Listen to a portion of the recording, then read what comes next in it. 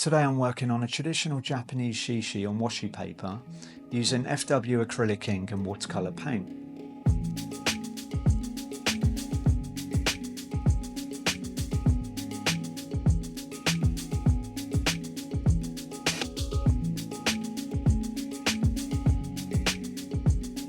So the painting I'll be working on today will be in the style of a Japanese half sleeve and chest plate, but out of respect for the culture I'm not going to attempt to pronounce a specific term for this kind of tattoo design in Japanese.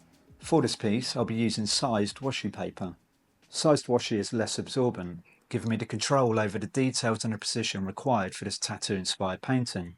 Sized washi is typically treated with natural or synthetic agents like gelatin or starch. This treatment enhances its durability and makes it ideal for painting styles that demand precision and control such as this one. I'm often asked what type of washi paper I use, and honestly there's no single answer. Washi comes in hundreds of varieties and my choice always depends on the style of painting I'm working on. Occasionally I'll work with untreated washi, also known as unsized paper, although I find it much more challenging to use. Unsized washi is highly absorbent, and it's traditionally used for a variety of applications like woodblock prints, restoration projects, to crafts like origami and lantern making. Because of its absorbency, working with unsized washi can be very difficult unless you're working with the right technique. It can feel like learning to paint again and does require a lot of patience, but once you get the hang of it, it's very rewarding and satisfying to work with. If you're new to using this type of paper, I highly recommend using sized washi. Its durability and ease of use make it a great entry point. Stick around until the end, and before I close out the video, I'll talk a little about the symbolism behind the shishi.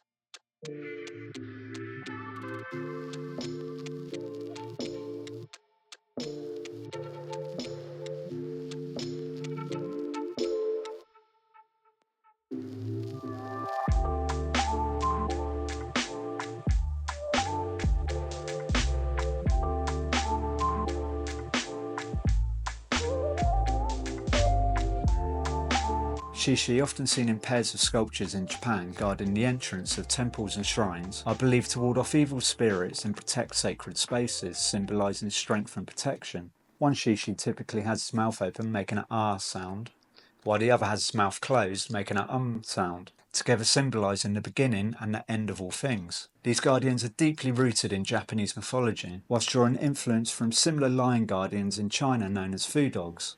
I appreciate you taking the time to join me as I created this painting, and if you enjoyed the video, feel free to like, share and subscribe. See you next time.